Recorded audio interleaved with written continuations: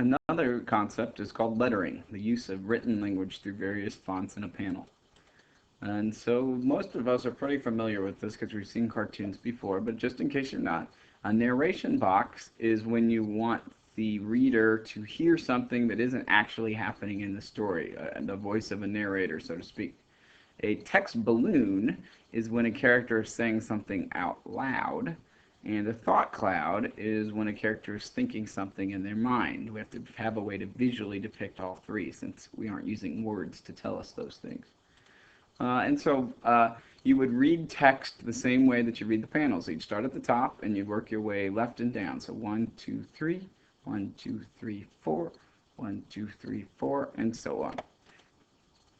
Notice though that the font itself can change your connotations, right? By making it a black bubble and a white font, it gives a more sinister or more mysterious connotation to the story. Also notice how they are capitalizing certain words in the dialogue that makes those words pop out at you, the reader, and thus influences the way you hear them in your head. The same thing is going on here with Jimmy Corrigan. The different fonts, the different arrangements impact the way you read the story. Notice, though, that in a graphic novel, you could tell it without any words at all, right? And that kind of could be used effectively, as in The Arrival, to make you feel like an immigrant. They don't use words at all, just like an immigrant can't understand the language of a new country.